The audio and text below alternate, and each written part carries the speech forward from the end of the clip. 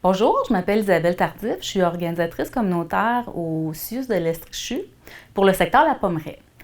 Je vais vous parler un petit peu de l'historique du projet concerté de sensibilisation à la maltraitance et à l'intimidation envers les aînés. Il y a déjà, je pense, 2 ans et même 2 ans et demi. Là, je ne suis pas certaine, je ne me souviens pas exactement là, du moment. À ce moment-là, j'étais directrice de justice alternative et médiation et je discutais dans la Pommeraye avec une de mes collègues, dans le fond, Monique Lacroix, qui est une de mes collègues organisatrices communautaires maintenant. Puis elle me disait qu'il y avait un grand besoin pour de la sensibilisation au niveau de la maltraitance, de l'intimidation envers les aînés.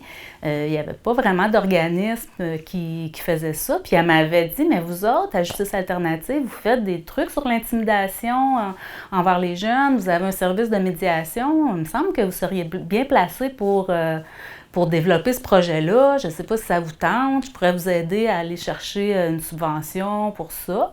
Fait que là, sur le coup, j'étais là, c'est vrai, on a quand même l'expertise au niveau de l'intimidation, la gestion de conflits, la médiation. Mais on n'est pas habitué de travailler avec les aînés. Fait que, tu sais, c'était comme un peu nouveau aussi. Fait que moi, j'ai tout de suite pensé que c'était quand même important de consulter les organismes auprès des aînés dans Brome-Missisquoi. Parce que je me disais, ben tu sais, eux, est-ce qu'ils voient ce besoin-là? Est-ce qu'ils trouvent que c'est pas notre place? Est-ce qu'ils veulent collaborer avec nous dans le projet? Fait qu'on avait organisé une rencontre, il y avait les centres d'action bénévole de chaque secteur là, dans la MRC, puis ils ont tous trouvé que c'était une excellente idée. Ils trouvaient que c'était une bonne idée qu'on soit porteur de ce projet-là, puis ils étaient ouverts comme à collaborer aussi avec nous. Eux, ils ont des intervenants ITMAV, des intervenants auprès des aînés dans leur milieu, puis ils disaient que ce serait une belle collaboration qu'on pourrait avoir ensemble. Fait que dans le fond, on a travaillé sur la demande de financement à Québec Amis des aînés du ministère de la Famille. Puis, la demande elle a été acceptée pour un projet de 2 ans. La demande a été acceptée pour un projet de 2 ans. Fait que c'est ça, fait qu'on a réuni les partenaires, puis on a dit, bon, ben le projet est accepté, on va de l'avant pour le projet. Puis dans le projet, on avait prévu l'embauche d'une chargée de projet parce que les ressources humaines qu'on avait à Justice Alternative auraient été débordées de porter ce projet-là là, en plus de leur tâche habituelle. Donc, on a bâti une offre d'emploi pour une chargée de projet, on a fait un comité de sélection, puis c'est Andréane Larouche qui a été choisie comme chargée de projet. Fait que dans le fond, la première étape, ça a été vraiment, tu sais, parce que là, sensibilisation à la maltraitance et l'intimidation, ben c'était quoi qu'on voulait faire exactement? Ben tu sais, on voulait aller rejoindre les gens qui travaillent auprès des aînés, puis rejoindre les aînés aussi, pour les sensibiliser à c'est quoi la maltraitance, c'est quoi les signes, puis qu'est-ce qu'on fait quand on voit quelqu'un qui est victime de maltraitance ou d'intimidation, c'est quoi les ressources. Fait que c'était ça, fait qu'on a bâti, dans le fond, une formation. Mais avant ça, dans le fond, pour la formation, l'idée dans le projet qu'on avait eu, c'était de rendre ça... c'est sûr qu'il existe plein d'outils de formation à travers le Québec, des capsules vidéo, toutes sortes de choses comme ça. Mais nous, on voulait vraiment que ça soit à la couleur de notre milieu. Fait qu'on a fait appel à quelqu'un qui nous a écrit des capsules vidéo qui ont été validées par Québec, par la ligne Aide à but aîné pour voir que c'était vraiment des situations qui arrivent, des situations réelles qui arrivent souvent. Puis on a fait appel à des comédiens bénévoles du milieu parce qu'on se disait, si c'est des gens du milieu qui sont dans le vidéo, ben tu sais, ça va inciter d'autres à regarder la capsule vidéo que normalement, ça les aurait peut-être pas intéressés. Une capsule sur la maltraitance auprès des aînés, ça m'intéresse pas. Mais si c'est ma voisine qui joue dedans, ben ça m'intéresse.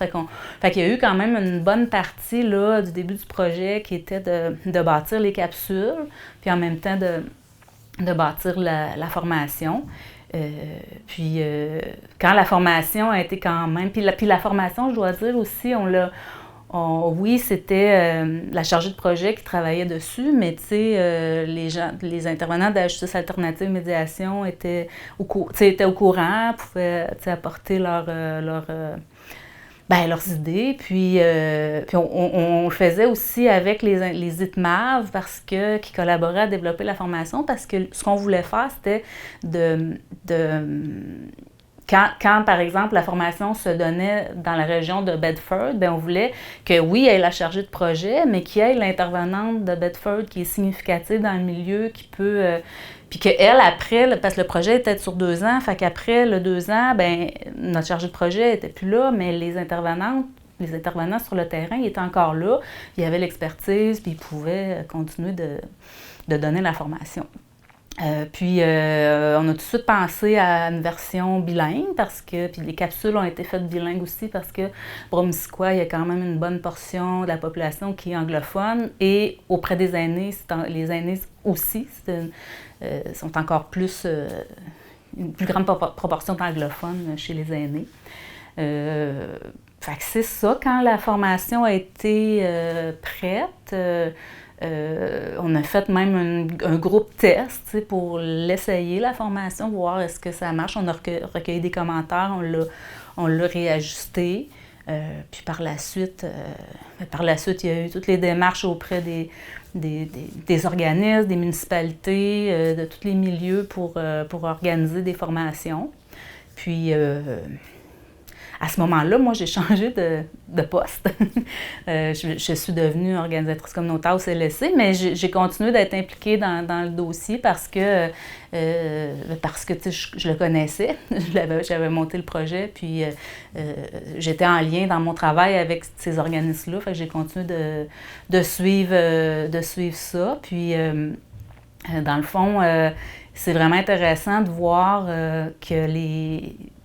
les ITMAV, la place que ça leur a pu leur donner de prendre dans leur milieu, de se faire connaître, mais aussi de se faire connaître auprès des aînés, mais auprès des intervenants, des organismes qui peuvent leur référer des aînés. Puis je pense que c'est une expertise qui va leur rester.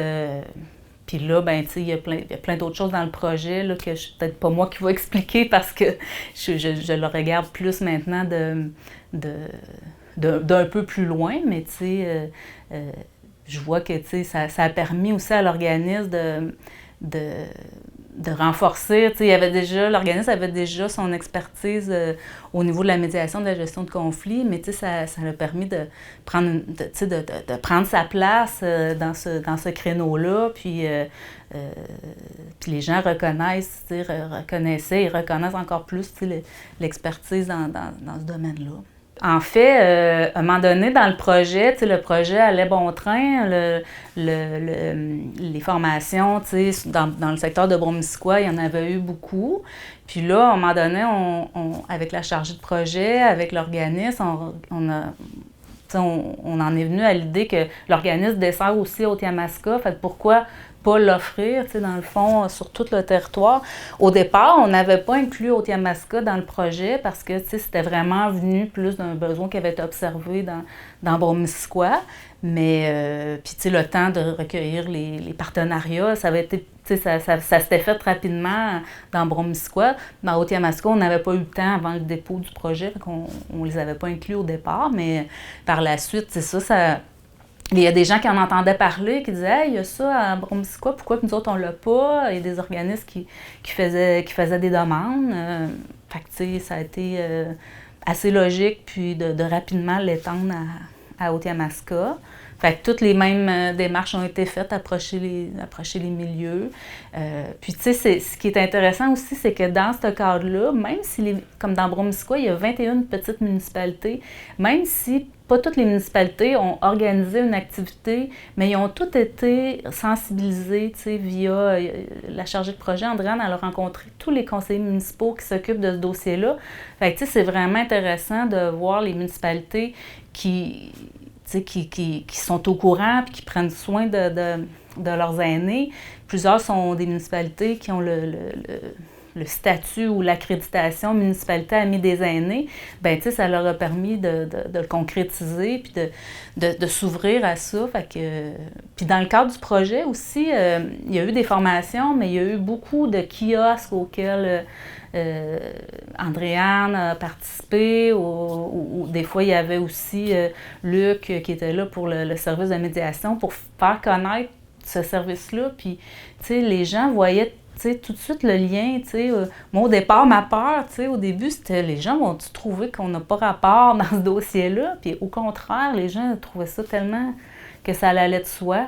On dirait que qu'est-ce qui me vient là actuellement, c'est quand on a fait la conférence de presse pour lancer le projet, on avait fait ça à l'hôtel de ville. Puis il y avait eu vraiment beaucoup de personnes qui étaient là. Il y avait la SQ, Moi, j'ai senti que ça avait fait une belle mobilisation pour sensibiliser la population à ce phénomène-là, puis qu'il existe des ressources, puis qu'il ne faut pas laisser... il faut pas laisser ces situations-là aller, il faut les dénoncer, il faut être à l'écoute, il faut aider les aînés qui le vivent. Fait que moi, j'ai trouvé que ça avait été un projet, mobilisateur. Puis il y a même eu un volet où pour les capsules, l'équipe de tournage qui a tourné les capsules du départ, ben c'était une équipe de la Maison des jeunes. Fait qu'il y avait un côté intergénérationnel que les jeunes soient sensibilisés à quelque chose qui existe, puis qui pourrait peut-être un jour arriver à leurs grands-parents ou à quelqu'un qu'ils connaissent. Donc, c'est ça, c'est des beaux moments que je me souviens. J'ai moins participé à un moment donné par la suite, mais je suis quand même fière de voir que ça a continué. Puis même s'il y a eu un changement de chargé de projet, ben ça a continué, puis ça a amené un nouveau souffle, au projet. Ça a été, il y a eu plein d'autres initiatives. Fait que, je pense que c'est... Même si le financement va terminer du projet, ben je pense que l'organisme se l'est vraiment approprié. Puis ça, je suis vraiment fière de ça, puis d'avoir été au début de ça, puis de le voir continuer, ben je trouve ça beau à voir. C'est sûr que, quand je me rappelle, ma collègue qui m'avait parlé de ça, elle voyait le besoin, ben moi, je le vois, puis les gens changent dans les ressources, dans les organismes. Puis je pense que c'est un message qu'il faut répéter, faut continuer d'en parler. Puis je vois qu'il y aurait peut-être, on a parlé un peu de la Maison des jeunes, mais ça serait intéressant on a plus visé des organismes peut-être qui touchaient plus les aînés, mais je pense une responsabilité de tous, puis de voir éventuellement ce que ça peut être amené dans les écoles, comme un atelier dans les écoles pour sensibiliser les jeunes à ça. Je pense qu'il y a plein de choses qui sont possibles. Les capsules vidéo, ben on peut toujours rouler là-dessus aussi, puis les refaire circuler. Puis je pense que c'est toujours un besoin qui est là. On en parle beaucoup de la maltraitance, mais il y en a, fait qu'il faut en parler. C'est comme important de continuer d'en parler, puis de s'assurer qu'il y a des ressources, puis de s'assurer que les gens qui font appel à un organisme ou à un intervenant, ben ils vont avoir de l'aide, ils vont avoir de l'écoute, ils vont avoir quelqu'un qui ne va pas les juger. Fait que c'est ça. Alors, les débuts du projet, ben en fait, moi, je me rappelle, donc ce projet-là a démarré, j'ai eu mes premières rencontres avec Isabelle Tardif et Monique Lacroix. Isabelle comme directrice de l'organisme Justice Alternative et Médiation, Monique Lacroix comme responsable comme organisatrice communautaire, mais responsable aussi de la table sur les aînés, donc la table de Brome-Missisquoi sur les aînés.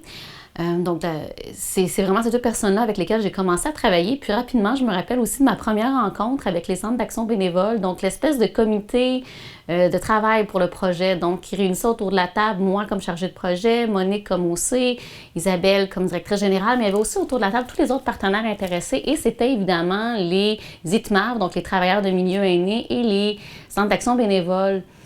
C'est vrai qu'à Cowansville, il y avait aussi la cellule Jeunes et Familles. Donc, c'est vraiment avec eux que j'ai travaillé les débuts du projet. C'était intéressant. Rapidement, je me suis rendu compte que c'était quelque chose qui venait vraiment du milieu, qui était une volonté de travailler d'une façon concertée pour contrer la maltraitance.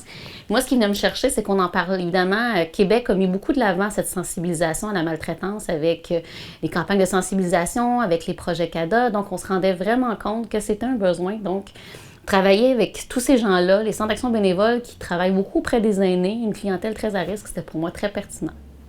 Les premières animations, je m'en rappelle encore, et pour faciliter les choses, la première a eu lieu en anglais, en plus à Sutton. Donc, grâce à... En fait, je travaillais à l'époque avec Caroline Gosselin. On a été avec le Centre d'action bénévole de Sutton, notre première formation. Et pour se rendre la chose facile, c'est ça, auprès de la communauté anglophone. Et le lendemain, on donnait la même formation, mais en français. Rapidement, on s'est rendu compte que ça touchait beaucoup les aînés. On avait entre 15 et 20 participants quand même pour nos premières formations. Nous, on était bien contents. C'était à la fois un beau groupe, donc avec un nombre suffisant de gens pour faire des échanges, mais pas trop gros aussi pour tester comment allait notre formation. On se rendait compte que les gens réagissaient beaucoup, qu'ils avaient besoin de s'exprimer aussi. Donc, spontanément, les gens avaient beaucoup d'exemples qui leur venaient en tête. Donc, quand on parlait de type de maltraitance, quand on posait des questions, les gens réalisaient que c'était beaucoup plus que la maltraitance financière ou que la maltraitance physique, que c'était beaucoup plus large que ça. Puis les gens avaient des histoires et avaient besoin de se confier. Donc moi, ça m'avait vraiment, vraiment beaucoup marqué. Puis un souvenir aussi qui m'a marqué un an plus tard, ou non, quelques mois plus tard, en fait, à l'automne, après avoir donné nos premières formations, on est passé de 20 personnes à la journée des aînés qui avait lieu à Farnham, au marché. Et là, on parlait pas loin d'une centaine d'aînés. Donc là, on donnait la formation, je la donnais cette fois-là avec Dany Bourgard, qui était avec le Centre d'action bénévole de Farnham. Et là, ça, c'est vraiment un souvenir qui m'a marqué parce que à 100 personnes sur un stage, donner la formation, c'est complètement différent quand tu es sur une scène. Et là, c'était vraiment pratiquement comme, il y avait vraiment une espèce d'énergie dans la salle. Il y avait malgré que le sujet était quand même, somme toute, dramatique. Je me rappelle que Dany et moi, on avait essayé quand même d'emmener une certaine forme d'atmosphère. On ne voulait pas alourdir plus que le sujet est déjà lourd. Ça avait donné vraiment un bel échange avec les gens, une belle participation. Puis finalement, on avait réussi à avoir des fous rires, on avait réussi à rire puis à faire rire les gens. Donc, on avait vraiment réussi à emmener l'angle de la maltraitance d'un point de vue beaucoup plus...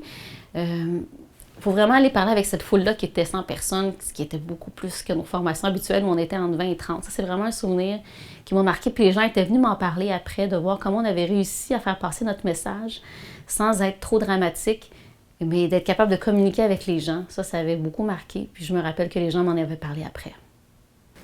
Je me rappelle aussi que ce qui est particulier dans une formation comme ça, c'est qu'on s'adresse parfois à des gens. On a tellement touché large dans nos formations. Je me rappelle entre autres d'une formation à Cowansville avec des pompiers.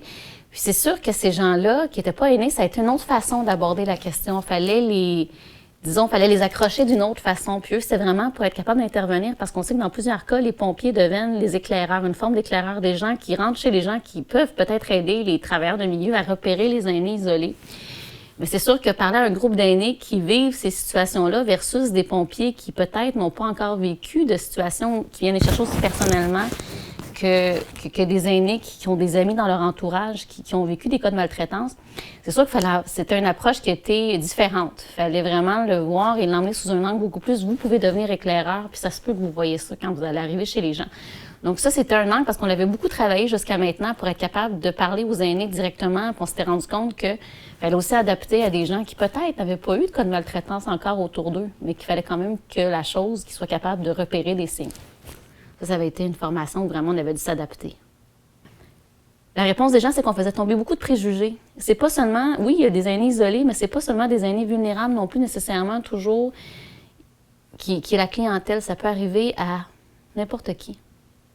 Il n'y a pas d'aînés vraiment qui sont complètement protégés, immunisés contre la maltraitance. Ça peut arriver. Ça peut arriver pour plein de raisons dans notre vie parce qu'on peut vivre un moment où on devient un petit peu plus dépendant. Puis ça, les gens le réalisaient qu'on ne sait jamais quand est-ce que ça peut nous arriver. Puis si ça va nous arriver, mais il vaut mieux être prêt à reconnaître les signes, puis être prêt aussi à peut-être référer les gens aux organismes qui pourraient leur venir en aide. Mais les gens, c'était important qu'on soit sensibilisés. La chose, c'est ça. D'abord, c'est sûr que le projet voulait porter vers la bientraitance, mais avant d'emmener à la bientraitance, il fallait être capable de dire et expliquer aux gens, puis de démystifier c'est quoi la maltraitance. J'ai découvert tout un monde, que celui de la maltraitance des aînés. J'ai découvert beaucoup la fragilité des aînés, puis à quel point est-ce qu'il y a beaucoup plus d'aînés vulnérables qu'on le pense, puis à quel point la situation des aînés, dans certains cas, autant financière que même au niveau social, elle est précaire. À quel point il y a beaucoup de solitude chez les aînés et qu'il y a énormément de préjugés. Moi, l'âgisme, ça m'a frappée parce qu'on en parle moins. On parle beaucoup plus des vols, de la pression psychologique, des claques en pleine face. Mais les petites phrases assassines, les préjugés qu'on cultive envers les aînés,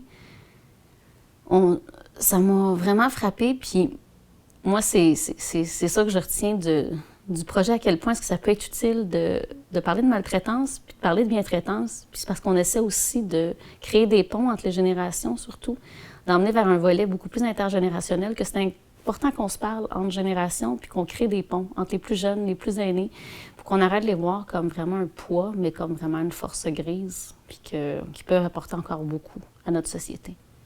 Mon implication pour le projet, pour contrer et sensibiliser les gens à la maltraitance auprès des aînés, dans le fond, ça m'a inspiré quand même, quand on en parlait au bureau, j'étais quand même assez inspiré parce que on a fait quand même plusieurs projets, tu sais, Annie, au bureau, dans les résidences pour personnes âgées, à l'Office municipal d'habitation, dans les édifices des 50 ans et plus. Je pense au projet Bien chez soi aussi, qui favorisait l'harmonie puis la gestion des conflits. Puis dans le fond, on était témoins régulièrement quand même de situations, puis on a été appelés en tant que responsable du service d'accompagnement à la gestion de conflits, à résolution de conflits, à notre organisme. Des fois, on avait des gens nous appelaient, des ressources en fait, des collègues de d'autres ressources nous appelaient pour des situations, puis on intervenait régulièrement. Fait que ce projet-là, pour contrer la maltraitance, c'est sûr que nous autres, à Justice Alternative, on se sentait quand même interpellés, puis capables de le faire aussi, avec l'expertise qu'on avait en résolution de conflits. Puis l'approche auprès des aînés qui était, c'était pas notre quotidien, mais quand même, à quelques occasions, on a développé quand même, puis des interventions. Puis moi, personnellement, j'ai une facilité là, de contact auprès des aînés.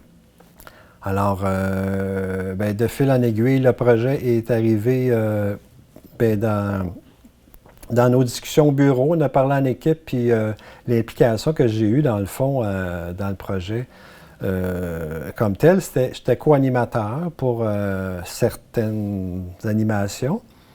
Puis, on en a fait quand même quelques-unes. Puis, moi, j'ai beaucoup apprécié ça, dans le fond. On voyait que ça répondait à un besoin, puis on nomme les types de maltraitance, les formes de maltraitance, puis c'est sûr que ça vient, parce que ça s'adresse surtout les milieux plus petits, les milieux de vie. Je pense aux maisons soutien aux aidants qu'il y a dans la région, où les gens se sentaient vraiment concernés, puis avec l'encadrement de l'animation qu'on faisait, on pouvait quand même, sans commencer à tout parler de leur situation personnelle, mais ils nommaient quand même des choses. Je pense qu'ils avaient besoin de nommer ça.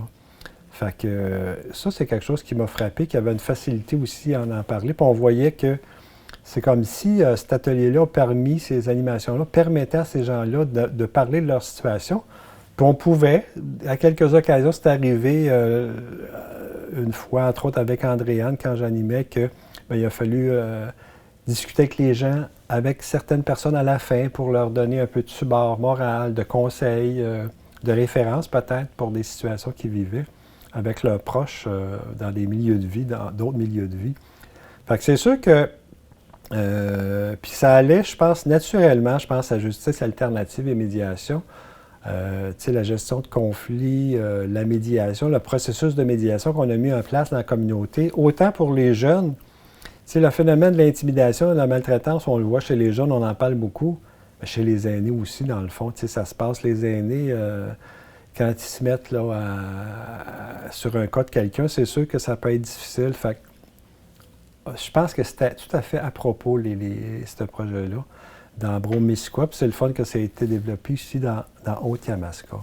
Je pense que c'est un projet, même s'il y a une fin, parce qu'il y a une fin de subvention, je pense qu'il va pouvoir continuer de s'animer, se transformer, parce que faut toujours, je pense, continuer. C'est pas, on commence pas quelque chose puis on arrête ça comme ça, surtout la maltraitance envers les aînés.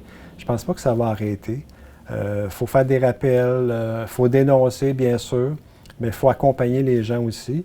Nous, la Maison des Jeunes s'est fait approcher là, par Justice Alternative qui avait pris le projet en main, Andréane, qui était, là, je crois, la coordonnatrice là, du projet. Puis on nous avait demandé, là, parce qu'ils savaient qu'on faisait souvent des montages, des vidéos comiques avec les jeunes, tout ça, puis on diffusait ça souvent.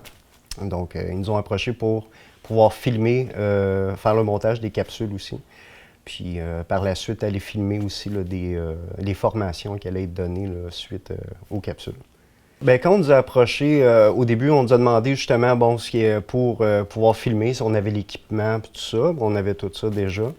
Ils nous avaient demandé aussi si on pouvait peut-être participer au texte. Vu que moi, je fais beaucoup de théâtre, tout ça, fait qu'on a embarqué là-dedans aussi. Là, on a contribué de temps en temps là, à peut-être mettre une phrase ou deux dans certains textes. Là. Puis par la suite, c'est ça, on s'est installé, on a trouvé des endroits, Andréane a trouvé des endroits, puis par la suite, on est allé à chacun des endroits, on a fait les tournages là-bas, donc c'est nous autres qui dirigeons un peu là, quand est-ce qu'il fallait arrêter, les pannes, puis pour que les gens puissent, parce que la plupart des gens n'avaient jamais vraiment été filmés devant une caméra, puis ce qui a fait la magie de tout ça, c'est que personne n'est comédien, il y en a qui ont fait du théâtre là, dans les personnes âgées qui ont été filmées, mais c'est pas des gens là, qui étaient d'expérience, fait que c'était le fun de diriger ça aussi, puis bourré de talent, là. C'est des gens super impliqués en plus, là, je crois. Là. Fait que, non, c'était super intéressant, on a bien aimé ça. Bon, durant les formations, effectivement, ça peut amener des discussions. Puis par la suite, ceux qui ont fait les formations vont retourner à la maison aussi, vont commencer à en jaser peut-être avec les enfants. Parce que c'est important que tous les groupes d'âge puissent être au courant de ça. Parce qu'on n'en parle pas assez, je crois, là, durant toute l'année. On en parle à des journées spéciales, la journée des aînés, parce qu'il y a une journée de la maltraitance envers les aînés. Mais tu sais, juste d'en parler une journée, c'est peut-être pas assez non plus, hein, parce que ça arrive à longueur d'année. Fait que c'est bien que les gens puissent être au courant. Là. Fait que j'ai trouvé ça super intéressant que les gens puissent commencer à en parler, puis identifier. Même moi, personnellement, je commence à plus identifier ces choses-là. Des choses que je pouvais passer à côté, mettons, puis pas que je fermais les yeux, mais je trouvais ça bizarre, mais j'en faisais pas de cas tant que ça, puis je pouvais pas mettre un mot sur « OK, ça, c'est de la maltraitance », tu sais. Fait qu'aujourd'hui, c'est bien différent, ça l'a ouvert un petit peu plus mes yeux, à moi, personnellement, aussi, là. Il y a une fois qu'on a été tourné dans une pharmacie à Sutton, puis il y avait un bon groupe là, avec nous autres. On était à peu près, je pense qu'il y avait environ 4 à 5 personnes de 70 et plus. Puis il y en avait, je crois qu'il y avait une dame qui était de 80 quelques années, avec une marchette, tout ça. Puis elle a participé au tournage, là, mais elle était super bonne. Moi, on a ri toute la journée, là, parce que, évidemment, c'est pas des comédiens de formation, c'est pas, donc, ils oubliaient souvent leurs phrases ou ils changeaient les mots, mais on avait beaucoup de plaisir. Puis là, en plus, dans un magasin où est-ce qu'il est encore ouvert, puis là, il faut faire ça quand même vite, pas prendre trop de temps, pas trop accaparer aussi, surtout dans une pharmacie. Fait que, tu sais, on faisait ça rapidement, mais en même temps, fait qu'on avait bien du fun, là. Il y en a une en particulier là, qui m'a bien fait rire là, durant le tournage, parce que je pense qu'on a repris là, une dizaine de fois là, pour un mot. Ou juste d'avancer, reculer, parce que il y avait une version francophone et une version anglophone. Et la version anglophone était beaucoup plus dure à faire parce que c'était pas des gens qui étaient bilingues. Donc, c'est ça. Je dirais que c'était le tournage le plus fun qu'on ait fait. Fait que, puis il y en a un autre aussi, celui que moi j'ai participé, que j'ai fait un personnage. Celui-là, il est venu me chercher un peu parce que je jouais quelqu'un de mon âge, dans le fond, ce que je disais tout à l'heure, qui faisait là, un peu de la maltraitance, mais sans m'en rendre compte. Fait que celui-là, il est venu me faire réfléchir beaucoup, là, que là, je prenais les finances de mon père, je le faisais signer, OK, je vais régler ça. Non, c'est beau, occupe-toi-en pas, je m'occupe de tout. Puis que là, par la suite, le père, il venait me demander, justement, ah, t'as-tu vu mon portefeuille? Puis là, ben, dans le fond, c'est moi qui l'avais, le portefeuille, mais j'y disais, tu sais, garde, occupe-toi pas de ça, je m'en occupe. Fait que ça enlevait complètement l'autonomie de la personne. Et pourtant, c'est lui qui m'avait élevé, tu sais. C'est lui qui savait occuper de moi, c'est lui qui... Fait que, tu sais, puis il avait encore toute sa tête, là. Fait que c'est des choses qu'après ça, moi, j'y repense, puis je me dis, mon Dieu, que je voudrais pas vivre ça, mettons, avec mon fils, ou que j'aurais pas voulu faire vivre ça, mais à mon père, mettons. J'ai vu les gens, ce que j'ai vu du feedback de ça, en fait, c'est surtout au niveau des questions. D'un coup, qui ont vu les capsules par la suite, là, je voyais les questionnements, puis tout le monde avait quelque chose à dire, tout le monde avait quelqu'un à identifier, ou qu'eux-mêmes avaient vécu quelque chose. Puis, fait que c'était ça le feedback. Je voyais que les gens, après ça, ils pouvaient retourner à la maison, réfléchir à ça, sûrement en parler avec d'autres personnes. Puis le feedback aussi que j'ai eu en voyant d'autres comédiens par la suite qui ont participé, eux autres, c'était vraiment de dire qu'ils avaient adoré ça. Puis qu'ils aimeraient ça, qu'ils en aient d'autres, puis ils auraient demandé plus encore.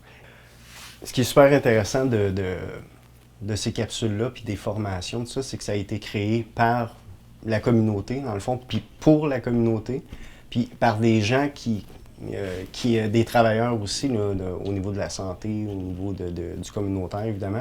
Ça a fait un ralliement là, ensemble. Il y avait différents groupes d'âge, je pense, je l'ai mentionné tantôt. On en avait des plus jeunes, on en avait de mon âge, on en avait qui étaient un petit peu plus vieux. Fait que je pense que, justement, des causes comme ça rallient les gens. Puis, en plus, ben là, les textes ont été validés par la ligne Aide à but aîné. Donc, c'est ça ce qui est super bon, parce qu'on ne voulait pas que ça soit trop non plus, trop exagéré, mais on voulait que ça reste réaliste aussi. Puis on ne voulait pas oublier trop de choses non plus, parce que vu qu'on n'avait pas beaucoup de temps pour les capsules, on voulait mettre le plus de choses possibles dedans, mais que ça ne soit pas trop non plus, parce qu'à un moment donné, trop d'informations pour rien. Fait que, mais c'était super intéressant, puis je pense personnellement aussi que s'il y en a un deuxième volet, nous autres, on va embarquer là, à 100 000 $ là-dedans. Là. Je suis très fier d'avoir fait partie de ce projet-là parce que justement, ça a changé ma perspective personnellement. Évidemment, la Maison des jeunes embarquée, on en a parlé avec les jeunes aussi, puis on voulait les faire participer, mais évidemment, les tournages étaient durant le jour, donc les jeunes étaient à l'école, tout ça, fait que c'était plus difficile. Mais le soir, on en parlait. Quand ils me voyaient faire le montage aussi, ils venaient poser des questions, ils expliquaient c'était quoi, puis fait que... Puis même certains jeunes à qui je n'avais parlé ont été capables de sortir des exemples. Ils disaient « Ah, mon grand-père, il est dans un centre de personnes âgées, il y a telle chose qui se passe. » Ou peut-être que c'était pas de la maltraitance, mais il était capable d'identifier certaines choses. Fait que je pense que ça a un impact de n'importe quel âge. Puis je pense que c'est important qu'on soit ouvert d'esprit, puis ouvrir l'oreille, puis ouvrir l'œil aussi à tout ce qui se passe à ça. La formation, c'était super le fun à faire avec les personnes qu'on a rencontrées, que ce soit côté municipal, des personnes aînées dans des résidences ou dans les municipalités environnantes de ma région. Le monde était très attentif, puis il participait. Il y a eu une bonne participation des groupes. Ah, le mot moutarde, ça, ils l'ont ri. Parce que moi, je poussais un monsieur pour l'envoyer, puis là, j'ai dit « moutarde de bin. Monsieur, là, il faut qu'on sorte. » Là, quand ils ont fait le montage, j'ai dit « On a ri, Sophie, on a ri de toi. Tu peux partir ton patois. » Je dis « Oh non, moutarde. » Le gars, je viens de le dire encore. Non, mais ça, c'est... Puis, pendant le montage, ils ont pris souvent ma foi qu'il faut que je... Tu sais, j'ai l'air fâchée, mais Sophie, t'as pas l'air assez fâchée. Mais j'ai pas d'habitude de faire, moi, de la maltraitance envers un aîné. J'ai repris plusieurs fois pour ça. Ça, c'était... en tout cas, j'ai trouvé ça dur de faire ma fâchée envers l'aîné. après que la formation soit finie, que les gens venaient nous voir, puis venaient nous parler un peu, qui nous disaient « Ah, ouais, moi j'en connais qui ont eu de la maltraitance, puis je savais pas c'était ça. » Même les aînés, ils disaient « Ah, quand t'es jeune, on a vu ça, mais on savait pas c'était ça non plus. » À force, ça les a guidés un peu, ça les a fait penser à des choses. Ah, il faut que je regarde ça un peu plus aussi, là. Puis qu'est-ce qu'on disait dans la formation, c'est d'être, de laisser toujours, s'il y a quelqu'un qui a la maltraitance, d'y laisser le temps de vouloir vraiment agir là-dessus. Pas de laisser la porte ouverte, puis faire la discussion, vivre comme on a appris. En tout cas, je vous conseille de suivre la formation ou de l'écouter à un moment donné, elle va bien passer sur YouTube ou quelque chose comme ça. Dans le fond, c'est moi qui ai pris la suite de Andréane Larouche lorsque celle-ci a été élue, ce qui tombait vraiment bien parce que moi, je revenais de congé maternité à ce moment-là. Lorsque je suis arrivée dans le projet, je vous dirais que j'ai été emballée tout de suite parce que la réponse de la communauté, elle était vraiment positive. Lorsqu'on offrait cette formation-là à des organismes, à des institutions, lorsqu'on en parlait autour de nous aux tables de concertation, lorsqu'on en parlait à des organismes qui étaient dédiés aux aînés, tout de suite, eux, ils voulaient qu'on aille donner la formation dans leur organisme ou bien sinon qu'on donne la conférence dans des salles parce qu'ils voulaient absolument que les gens puissent avoir accès à cette formation-là parce qu'ils jugeaient que c'était vraiment important de faire de la prévention en lien avec la maltraitance. Ce que j'ai vu tout de suite en partant, c'est lorsqu'on donnait la formation, au niveau des échanges qu'il y avait, les gens étaient très généreux lorsqu'ils se confiaient qu'ils connaissaient des gens qui avaient subi la maltraitance ou en ce moment ou même dans le passé. On voyait que cette formation-là avait sens dans la communauté parce que les gens étaient toujours un peu mal à l'aise, mais sont toujours mal à l'aise lorsqu'ils sont témoins de maltraitance parce qu'ils savent pas jusqu'où ils peuvent aller, où est-ce que, pour pas brimer la liberté de l'autre, puis aussi en même temps, toute l'histoire derrière la maltraitance, c'est assez rare. C'est ça la différence entre violence et maltraitance, parce que la violence, souvent, c'est bon, ça peut être spontané, tandis que la maltraitance, c'est quelque chose qui est insinueux, qui se prolonge dans le temps, qui implique beaucoup de facettes dans la vie de ces aînés-là. Donc, on sentait là, que ça faisait vraiment sens parce que pour eux, c'était comme de l'air frais, se dire, bon, bien, premièrement, on n'est pas tout seul à vivre de la maltraitance, puis de deux, bien, se dire, bien, il y a des organismes qui sont dédiés pour nous accompagner, nous aider à verbaliser ce qu'on a vécu ou ce qu'on vit en ce moment-là. Et puis, des organismes aussi qui vont nous aider par la suite s'il y a un dénoncement. Alors, s'il y a une dénonciation, je veux dire. Alors, lorsque je donnais cette formation-là, j'ai vraiment pu constater justement, autant au niveau des organismes que la communauté, que c'était nécessaire, même si on en entend parler beaucoup dans les dernières années, que c'était vraiment nécessaire parce que les gens ne sont pas encore à l'aise à dénoncer. Ne sont pas encore assez à l'aise de parler de maltraitance. Souvent, on commençait la formation en disant, bon, ben, on le dit haut, on le dit fort, c'est quoi des signes de maltraitance? Pas juste 2, 3 exemples, plusieurs. Puis là, ben, on voyait que plus que la salle se réchauffait, plus que là, il y avait des cas qui étaient plus pointus, puis plus forts aussi.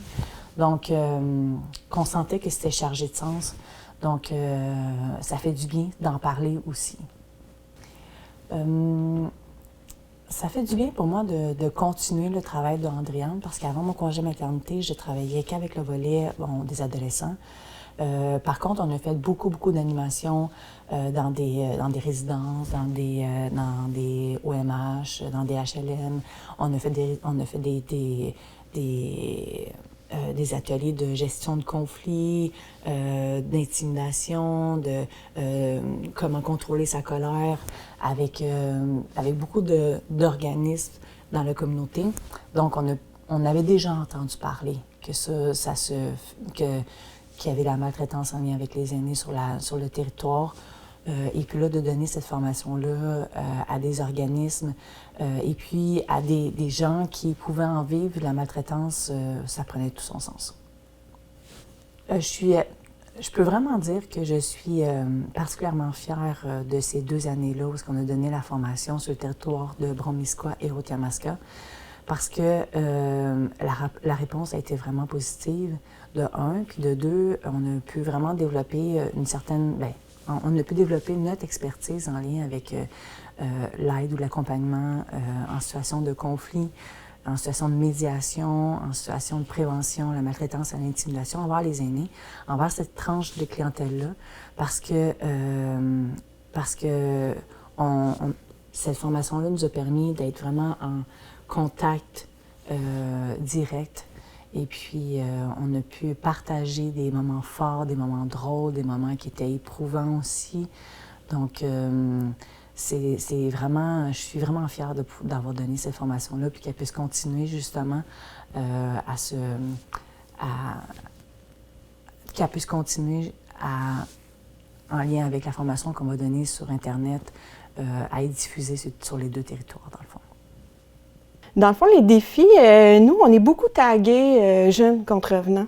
Donc, ça a été d'ouvrir un peu plus large avec nos partenaires, de dire, ben non, dans le fond, nous, on est l'alternative à la justice. On est des mesures, on applique des mesures pénales, mais on peut appliquer des mesures alternatives qui vont répondre à un besoin dû à un acte criminel. Donc, c'est là où ça fait sens. C'est nous qui avons cette expertise-là au Québec. Dans le fond, c'est les OGA qui ont cette expertise-là au Québec. C'est les OGA qui l'ont développée. Donc, ça fait sens aussi de le transmettre à d'autres clientèles parce qu'au niveau de l'ado, on voit que ça fait vraiment des bénéfices. C'est quelque chose qui est gagnant au niveau de l'ado. Fait que pourquoi pas au niveau des aînés et au niveau des adultes. Donc, c'est pour ça que, dans le fond, on est venu nous chercher, c'est qu'on avait une expertise non seulement en intimidation, mais on a aussi une expertise en qu'est-ce qu'un acte criminel et comment on englobe le tout après l'acte criminel. Le processus, le cheminement que la victime fait, bien, on a quand même une expertise par rapport à ça. Mais en fait, quand j'ai découvert cette formation-là, je veux pas, là, on est directrice, il faut se remettre dedans, faut comprendre les enjeux, il faut comprendre les objectifs, faut aligner toute l'équipe parce que l'équipe change. Et ce que j'ai trouvé vraiment merveilleux, qui est venu vraiment me chercher, c'est lors des visionnements des capsules, où ça a été vraiment les membres de la communauté qui se sont réunis, qui se sont mobilisés et ont fait des mises en situation. Et ça, bien, c'est très, très riche, là. C'est notre communauté qui fait, par son projet de sensibilisation, bien, enseigne qu'est-ce que la maltraitance, comment celle-ci se vit, puis comment on peut l'observer. Fait que c'est là que moi, j'ai fait comme... Tu sais, wow, il y a vraiment une richesse dans notre communauté, il y a vraiment quelque chose de beau qui s'est créé. Mais en fait, les suites, c'est sûr que là, ce projet-là nous a permis de faire plusieurs partenariats. Et en fait, là, c'est Annie qui a repris le flambeau d'Andréane. Annie, elle a apporté vraiment sa couleur. Annie, c'est une personne qui est remplie d'énergie, qui est remplie d'amour, qui englobe, dans le fond, là, tous ses partenaires, qui englobe cette clientèle-là. Elle a amené une couleur. Vraiment, elle a fait briller ce projet-là. Et en fait, on a le vouloir, dans le fond, de continuer ces partenaires-là qui maintenant, bien, nous font découvrir cette clientèle-là parce que c'est une approche qui est différente, bien qu'elle peut être similaire aux besoins des adolescents. C'est une approche qui est très délicate. Donc, En fait, on veut continuer notre implication là, au sein de ces partenaires-là, au sein de la gestion des conflits. Donc, c'est beaucoup avec notre volet gestion de conflits, là, solution médiation citoyenne, qu'on reçoit nos appels des familles là, quand ils ont des conflits par rapport maltraitance ou par rapport à leurs aînés, à eux. Mais on veut continuer dans ce sens-là, puis on veut continuer aussi de s'impliquer en tant que partenaire auprès de la communauté, puis de mettre notre couleur, de mettre notre vision, puis de mettre notre expertise aux besoins de cette clientèle-là.